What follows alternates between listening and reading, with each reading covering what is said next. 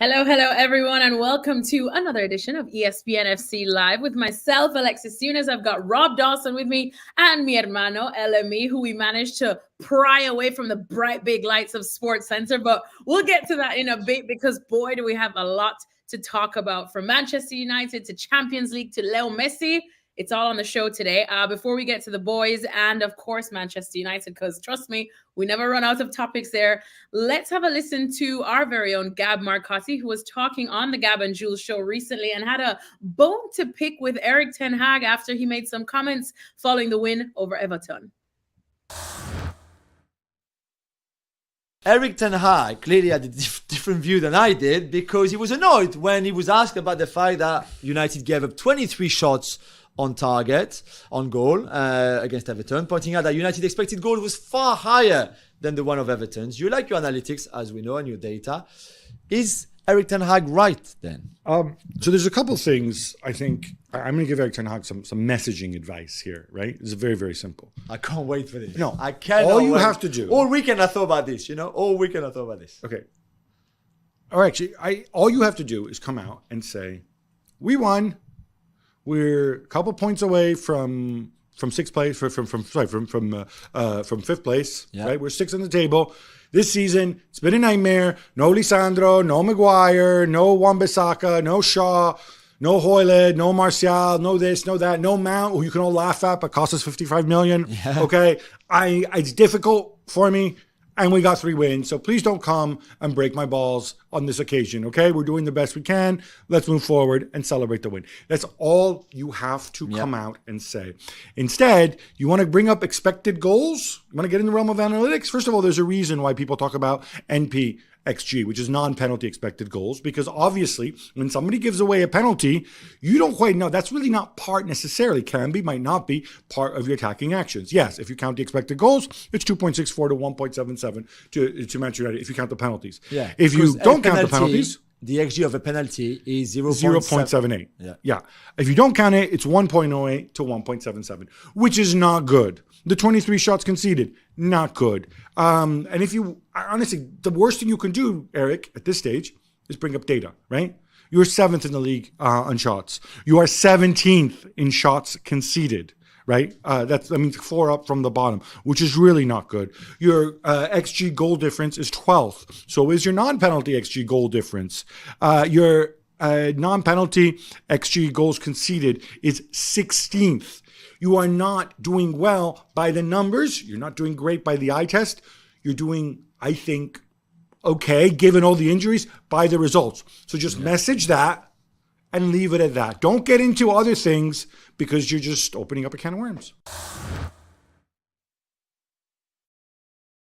Unlike Gab Marcotti to get annoyed by managers' comments, right? All right, boys, let's dive into it then. Let's start with you, Rob, because, of course, you have an article out pretty much headlining the fact that United need to do something about their defensive issues if they want to somehow salvage the rest of the season, which is all relative in terms of salvaging. But that obviously has been a huge sore spot for United. Sean Dyche even mentioned how he's never had so many goals, especially at Old Trafford against a Manchester United team. I think you highlighted that only Sheffield United, and we know where they are, really have been able to have a team have more shots at their goal. But is it right to criticize him, I suppose, this harshly, considering, as your article has pointed out, they've just been completely decimated in some of the most crucial roles in defense? Yeah, I mean, Gab makes 2 good points in that little clip. One is that the injuries that you just mentioned there, and football fans don't like to hear excuses, and that's fine. It's understandable. But you can't get away from the fact that United have had an awful lot of injuries, and a lot of them have been in defence. Lisandro Martinez, Harry Maguire, Aaron Wan-Bissaka, Luke Shaw. If you take those players out of any defence in the world, you're going to have problems. So that's one thing. The second thing that is starting to worry Man United fans quite a lot is the number of shots that Man United give up in every single game. This isn't just a new phenomenon. This has been happening all the way through the season. In the last 2 games against Everton and Man City, they've given up more than 50 shots. Now, that is an awful lot of chances for an opposing team. Obviously, they won. They beat Everton on Saturday, as Gab obviously highlighted there. The issue is that lots of Man United fans were walking away from Old Trafford thinking, how has that happened? We've won 2-0, we've scored from 2 penalties, but Everton have had 23 shots on goal. Not all of those were great chances, but there were some very, very good chances. And on another day, that game finishes, I don't know, 2-2 or maybe even 3-2 to Everton. And that is a big worry for Man United fans, particularly when you've got Liverpool coming in the FA Cup on Sunday. So, yeah, look, United haven't defended well all season. There is a reason for that. Erik ten Hag, though, as Gab has highlighted in that clip, is looking for positives. He doesn't want to talk about his defensive woes. He's looking for positive and talking about why and how United, why they deserve to win the game. You can understand it from Erik ten Hag's point of view. The problem is, as Gab said in there, the messaging is a little bit off, and Man United fans will be watching that thinking, yeah, but you can't ignore the fact that you're playing these teams and every single team you play against seems to have an awful lot of chances. LME, surely this is United's biggest issue we would want to say that they may have to address this summer because, of course, look, teams and clubs are going to suffer injuries to some of their top players, as we have the biggest one, in my opinion, with Licha, Lisandro Martinez. But the gap from Lisandro Martinez to whoever comes in to replace him is a massive gap, and surely this is something United will have to address in the summer. Alexis, mi hermana, I'm glad that you started about that particular point, because far be it from me to like to compliment Rob Dawson, because he doesn't need it. He doesn't need more compliments. But his article was excellent. And one point that I want to highlight, which was one of the most simplistic points in the piece, but it was very important, is that the 2 center backs that Manchester United have used the most this season are Johnny Evans and Rafael Varane. Like, that tells you everything about Manchester United, who they are defensively, right? And Rob's right, and so is Gab. And I hate to tell that Gab is right, because when he's right, it's annoying. But they're correct. They're both correct. They have Erik ten Hag sometimes has to think about the things that he has to work on, as opposed to highlight some kind of shaded fact that may not exist in the future. Here's the other point, Alexis, about Manchester United and about Erik ten Hag himself. And people need to remember this. This is Erik ten Hag, and this is who he is. Defensively, he is not that person. All right. His teams sit in a mid block, right? They press high. And instead of looking to control the game with possession, what they actually like to do is Erik ten Hag likes to persuade his wide players to attack and go at it. What happens when you lose the ball?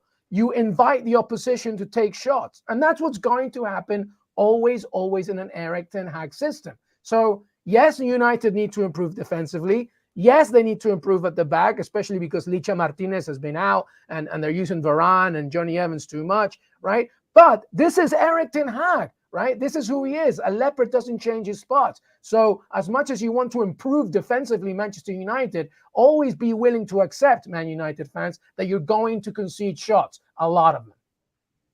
Rob, what do you think of that, what LME just said? Is it just the Erik ten Hag style that United fans need to just deal with at the moment? There's definitely an element of that. Certainly, this isn't, again, you can track Erik ten Hag's managerial career all the way through Holland and to Ajax and to Man United. He hasn't changed his style, and he's said a number of times since he's been Man United manager that he isn't really going to change his style. The one thing that I would say in Erik ten Hag's defence, and LME is right to highlight it, is the players he's had to use at the back. With all those injuries, he's had to rely on Johnny Evans and Rafael Varane. And now, if you're going to play with players like that, who aren't particularly quick, then you need to figure out a way to defend in the best possible way with those players. And Erik ten Hag has decided that he wants to defend deep. He thinks that he's got guys who are happy defending in a low block, defending in the penalty area, and throwing themselves in the way of these shots. He hasn't got a team or a defence like Man City or Arsenal who can defend on the halfway line with a load of space in behind and let runners go over the top. Because if that happens, United are going to concede 3, 4 and 5 goals every week. What Erik ten Hag has done is tried to adapt a little bit to the players he's had available, and that means to retreat almost into the box, invite teams to have shots, but try to limit the number of high quality chances that they've had. So to limit them to chances that are hard to take, and really that is what we've seen play out. Erik ten Hag was asked after the Everton game about all these shots, and he said, "Well, we've had better chances. Everton had a lot of shots, but not many clear cut chances." And you can understand he sort of supports frustration looking at the game, thinking, well, I didn't really see it like that. But from Erik ten Hag's point of view, his team have conceded 23 shots, but have kept a clean sheet. Now, for United fans, that style is not going to change between now and Sunday, particularly when you've got Liverpool. So if you're turning up to Old Trafford on Sunday to watch Man United against Liverpool, you are going to see Liverpool, who have had more shots in the Premier League than any other team this season. They are going to have a lot of shots. Eric Ten Hag isn't going to try and stop them shooting. What he's going to try to do is stop them having really clear-cut, high-quality chances. That's what he's trying to... If Liverpool have a load of chances, a load of really good golden chances, Liverpool are going to win 5 or 6-0. Eric Ten Hag is going to try and limit those chances as much as possible. What he's not going to try and do is limit the shots. He's happy for Liverpool to shoot and miss, and United to hit them on the break and try and take their chances at the other end. He's not going to try and shut up shop and be really closed. He's going to try and adapt to the players he has available and win that way.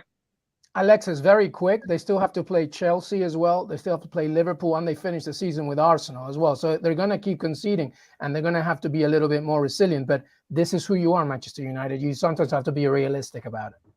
Oh, I was doing so well not remembering that there was that FA Cup clash against Liverpool on Sunday. But anyways, I suppose somebody that may have a headache like I'm having thinking of that clash is Onana. I mean, Rob, we talk about Manchester United goalkeepers, and of course under Sir Alex Ferguson, there were some legendary names. And I remember even when De Gea came in, he was under a world of criticism as well. Sir Alex talks about how he had to bulk him up. And then, in my opinion, he became one of the best goalkeepers that Manchester United have had, period. Now it's Onana's era. He's definitely come under criticism, but how much has he been hurt by also not having a solid backline there? And do you think he's sort of redeemed himself after what was a shaky start? He has been hurt. We talked about the problems that Eric Ten Hag has had with those injuries. It's also affected Andre Onana. Every goalkeeper in the world will tell you that they want to settle back four in front of you. It just makes life a million times easier. And Andre Onana hasn't had that. He's also had to deal with coming to a new country and a new club. And he's even been quite candid in interviews relatively recently where he said he really struggled for 6 or 7 months. He didn't adapt very well when he first came in. And you saw that probably in some of his performances for Man United, particularly in the Champions League. The other thing that he is battling against or has battled against is the way that he arrived at Man United. Eric Ten Hag was very, very ruthless in the way that he jettisoned David De Gea, who'd been United's number one for 10 years, more than 10 years. Player of the year, a number of occasions, very well liked by a lot of Man United fans. Eric Ten Hag was ruthless and said, no, we need a goalkeeper who's better on the ball, better with the ball at his feet. David De Gea, you're out. Andre Onana, who I've worked with before, you're coming in. And so there were already question marks among Man United fans about whether this is the right decision. Did Eric Ten Hag have other problems that he needed to solve before changing his goalkeeper? Lots of Man United fans would have told you that he did. He had bigger problems. He didn't need to change the goalkeeper. So Andre Onana has had to deal with an awful lot in the 6 or 7 months since he arrived at Man United. And I think now we're just starting to see him feeling a little bit more comfortable. He's had a couple of games where he's made a couple of good saves. And obviously for goalkeepers, that makes you feel great. The mistakes that we saw at the start of the season are becoming less and less frequent. And it's all contributed to Andre Onana starting to win over Man United fans and Man United fans starting to understand why Eric Ten Hag made that massive decision in the summer to bring in Andre Onana and get rid of David De Gea. Elemi, do you agree? Do you see Onana finally on the way up and proving why Ten Hag really wanted to bring him to make him the new man at United?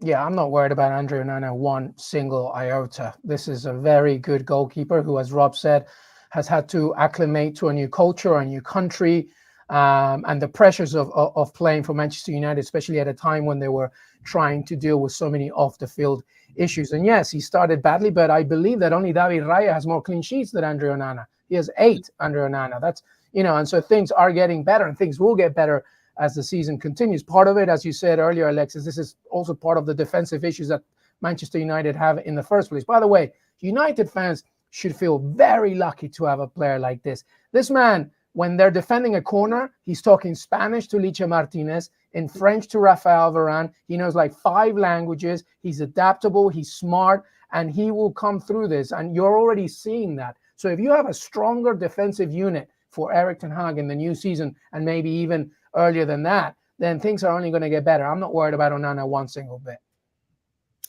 Make defending great again, at least at Manchester United. We will see exactly what happens. Let's talk some Champions League now, guys, something that Man United unfortunately is not in. But Arsenal are very much in, and we talk about Arsenal being mentality monsters and how they need to be mentality monsters like Liverpool, like Manchester City, like Real Madrid if they want to be winning stuff, especially the Champions League, Rob. We always talk about, at least in the Premier League, it's usually around this time or even earlier where they start to drop off. And as we saw how Manchester City chased them down last season too. But this time it feels different. It feels like they are getting there. And did last night's win over Porto show that? I think so. I mean, it's obviously very, very sort of early in the run-in this season, but it genuinely felt like a coming of age moment for that Arsenal team. I think we saw last season they were kind of thrust themselves into the title race when perhaps many people weren't really expecting it, and came up short in the second half of the season because they went through a really sticky patch and just couldn't drag themselves out of it quick enough, and then ended up losing the title to Man City. I think if you can come through a Champions League last 16 tie against a very, very good Porto side, a very gritty side who are going to try everything to win. If you can come through that in really high pressure moments, that says a lot about your character. You know, everyone will have expected Arsenal to go. When that tie was made, everyone would have expected Arsenal to go through. They obviously lost in Portugal. They've come back again at the Emirates. Everyone was expecting Arsenal to blow them away and cruise into the next round, and that didn't happen. They've had to really dig in. It's gone to extra time and gone to penalties. And in a really high pressure moment in front of their own fans, when there's a massive expectation on them, they've come through it. And I think that can only help in terms of the Premier League title race, that a lot of people are looking at that Arsenal team thinking, well, they're going to crack again. They did it last season. They're going to do it again. I'm not sure they are this year. I think that they're going to win enough points to stay in that race themselves. If City have a better run and win it, then so be it. They're a great team. But I think Arsenal showed last night that they have got an added grit and determination that perhaps they didn't have last season. They've got that now. And in really high pressure moments, they can get through and get themselves over the line. And when you're in a title race, that's great news. And I mean, I want to play devil's advocate a little bit, LME. I know you'll definitely take the bait because obviously this was a huge win for Arsenal, but it did go down to penalties, which almost feels like it resets the whole game. Arsenal were at home. Porto were definitely stubborn, but the whole momentum was with the Gunners and they still couldn't quite break through Porto. So did Porto kind of probably show some other teams a way to really frustrate Arsenal? And is it something that you feel Arteta would worry about? I will almost take the bait. I'll be so close to it. I'll hover above it just to please you, Alexis, because when you reach the quarterfinals, you will see teams that are very good at being resilient. The king of them being Real Madrid, of course, and then all teams that are playing today, actually, before as we speak, the likes of Dortmund and PSV, Inter and Atleti, they can all play that game as well. So there will be more frustrations to come. So there's no doubt about it. If you are somebody that is expecting a little bit more from an offensive standpoint from Arsenal's side, then yes, you probably would think, I think we need to see a little bit more as the tournament continues. However, I echo Rob's point, which is one of the toughest things in this game of ours is to not just win, but to win when it's so ugly to look at, when it's so tense, when it's less entertaining and more grit. And that's exactly what Arsenal have done. And they've done it twice now in the space of a few days, because that Brentford game, there were shades of it as well. They were playing very hard to make sure that Arsenal didn't get that win. And if you see very closely about what's happening to Miguel Arteta's side, all the way from the beginning where we were criticizing him, I remember, there were murmurs of, is Arteta even the right man for this? Seeing season by season, the development and the progression with some of these players who are very young. At one point, they were the youngest team in the Premier League, and they're maturing before our very eyes. And here are two key components, I think, that make it really worth it. Aside from David Raya, who was fantastic, obviously, in the penalty shootout, about two key components is this. At the back, they have some formidable defensive partnerships here. And I think Saliba and Gabriel are phenomenal. And they're beginning to build a really strong spine. And then the other component is Declan Rice. Having this man in this team this season, and I've said it from the very beginning, it's obviously not exactly the same as what Patrick Vieira used to do for Arsenal, but there are shades of it. This leadership, this no-nonsense commanding presence in the midfield is massive, allowing the likes of Martin Odegaard or Bukayo Saka or anybody that goes forward to really step up. That kind of spine is really important. They were my dark horse and I'm saying dark horse, the proverbial words here, dark horse, to win the whole thing in the Champions League and win the Premier League. And right now, obviously, there's still more matches to play. Right now, they're proving correctly. There will be more tests to come, no doubt. But this is a very, very good, mature Arsenal who's learning how to win ugly. Ooh, that's some high praise there. Dark horse to win the Champions League. And listen, I hate saying it because I hate all my friends who are Arsenal fans and they just keep WhatsApping me with nonsense. But I have to give it up when I have to give it up. Fair play, Rob. I'll pick your brain on that then too, because I think Arsenal fans are just like, let's just try, breathe, and focus on the Premier I said League. dark horse. I didn't say dark horse, yeah. But now they're back in the quarterfinals for the first time in a long time of the Champions League. This is almost, it feels like an extra bonus, Rob, for them. A deserving bonus, yes, but does it sometimes feel like too much too soon? Do you see this somehow affecting, I suppose, their push for the Premier League title? Yeah, I mean, it's possible that it could have an impact. I mean, I'm going to balance out LME's optimism by saying that they don't get through the next round of the Champions League. There's Rob. There's the Rob that we know. It depends who they face, right? Yeah, it does, definitely. The draws are massive. I think if they get one of the big sides, if they get a City or Real Madrid, they don't go through. And I don't think that will be a massive disappointment. I think you talk about things coming too early or too soon. I think probably last season the title push was too soon. This season I don't really see that. I think that the Premier League title is probably more likely, and I think Mikel Arteta, he won't admit that to us, obviously. I think he's probably thinking that in the back of his mind anyway. The quarterfinals of the Champions League is a great place to be. Obviously, after so long without having one, I just don't see that they get very much further unless they get a very, very kind draw. I don't see they get very much further. I think that Mikel Arteta will be looking at the Premier League running far more closely and thinking that he needs to get through those away games against Man City, Brighton, Spurs and United. They've got those 4 massive away games in their final 10 games. If they can get enough points out of those 4 games, they get very, very close to winning the title.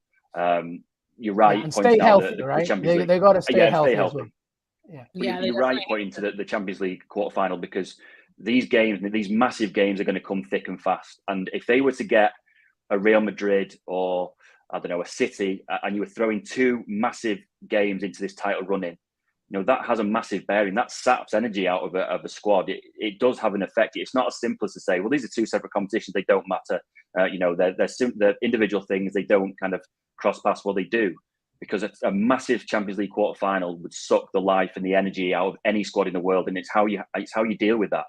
And Arsenal, despite all the praise we're heaping on them, are still quite new at this level. This is quite a young side in terms of title winning experience. So it's definitely going to have a factor. Everything will be on the draw, but I think Mikel Arteta will be looking at the Premier League title race thinking that's the one that I really want to win. Well, I'll tell you what, that Arsenal's young side has absolutely nothing on youth in comparison to Barcelona's young side. And let's talk about them, because Xavi's boys, literally boys, had a massive win as well in the Champions League. Sufriendo, is that how they say it? Because they did suffer through it, but they got the win. And so much so, it was so impressive that they actually managed to squeeze a compliment out of our own Craig Burley. Listen.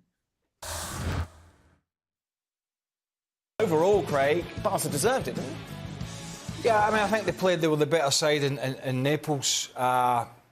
Obviously, Napoli, they literally just changed the manager. So he's had some time and there's been an improvement in them since then. With Barcelona, it's always about, this season anyway, it's about their defence. And Napoli did, even after they went 3-1 up, Barca, they clipped the post at least once. And you saw that Lindstrom header, there were other chances. But over the 2 games, I think it's probably some of the best football we've seen Barca play offensively this season. And we watch them every week covering La Liga. They've been pretty poor. Yeah. They've been pretty pedestrian. Their football's been slow. And, they've struggled to break teams down. This was a more open game, and I think that helped them a little bit. Now, defensively, I think ultimately in this competition, somebody's going to take them apart. But over the 2 legs, I think their football stepped up, and I think they just deserved to go through. But Napoli on the night did give them a headache. Napoli gave them a headache indeed, but the point is the Blaugrana got through. And LME, we know how Barcelona have been absolutely decimated by some massive, massive injuries. They've been fielding 16-year-olds, which thank goodness for La Masia being probably the most respected academy in the world. But Xavi has definitely suffered. They have suffered. How massive of a win is this for them, at least mentally, to help them on for the rest of the season? Oh, it's huge, huge. And you saw it at the final whistle. I mean, they celebrated like they had won the whole freaking thing. It was, and rightly so, to be honest, because there's so much going on at Barcelona ever since Messi left, to be honest. You know, and this season specifically. And you mentioned the injuries. I mean, we're talking about, you know, Pedri, Gavi, Frankie de Jong, you know, Ferran Torres, and, you know, just so many players specifically in the midfield not being able to help. And Xavi had to kind of play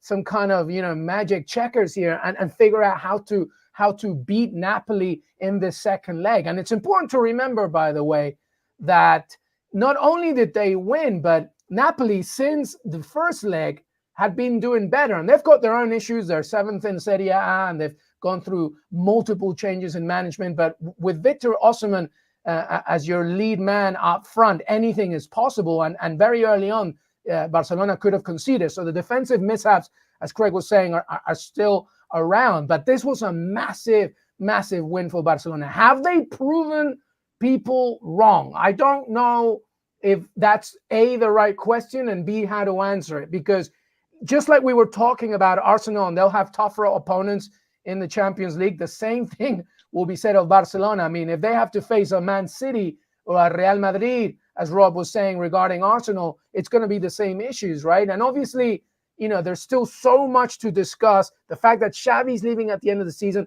the fact that they're relying on a 16-year-old who, by the way, is just Lamine Yamal is just an absolute star. You know, we don't even have to say the M word, you know, the Messi thing here. But at 16, the fact that he became the youngest to appear in a Champions League game, that cracker against Mallorca, there are many things to celebrate. As you said, Alexis, La Masia, like such a great academy, a lot of things to celebrate, specifically this win against Napoli. Now you need to build on this. And now you got to try and be a little bit healthier, because the season's not over. There's much to play for. But if you can come away at the end of the season with something, because I don't think you're going to win La Liga, but if you can come away with something and be proud of it, then, you know, all good for a reset in the next season in 2024, 2025. Yeah, they still definitely have a couple of things to prove, I suppose, under Xavi, at least in the time left. They do have Atletico de Madrid at the weekend, and then in just about a month's time, it's El Clásico that will definitely be on ESPN. So a big test for Barcelona there. Thank you, as always, to our boy, Rob Dawson. We'll be back talking to you probably after that nice FA Cup matchup this weekend, Rob. I'm sure you're going to go. I hope you enjoy it. I will. I hope you do too.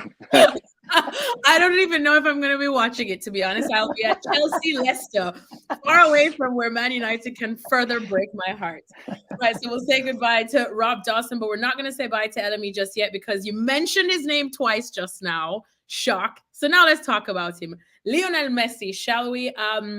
Because Inter Miami have been in action. Shock without him. They lost to Montreal.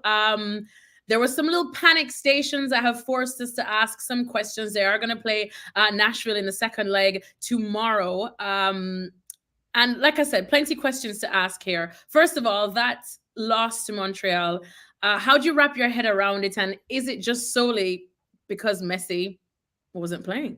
No, I mean, it's a factor. It's not the factor, but I think everybody needs to calm down. There's 4 games that's been played by Inter Miami, and that doesn't even include the CONCACAF Champions League. As you were saying, they came off a ridiculously overwhelming preseason where they went, I think, to every country in the world to showcase. Yeah, seriously, it was just insane. And also, Montreal have been doing very well. 3 matches, they haven't lost a game yet, and they're second in the Eastern Conference. The specific win against Inter Miami, yes, obviously when Messi doesn't play, and I think Tata was right in resting him, because you can't play this 36-year-old phenom every single season, because he is still 36 years old. You can't do that. And as you mentioned, the Nashville first leg in the CONCACAF Champions League, which, by the way, was he took a massive hit, so he probably needed that rest in that game. This game, this loss against Montreal was more about Tata Martino's decisions, I think. He played 5 at the back, a very weak defensive 3 center back unit, at least not a coherent one that hasn't played for a long time.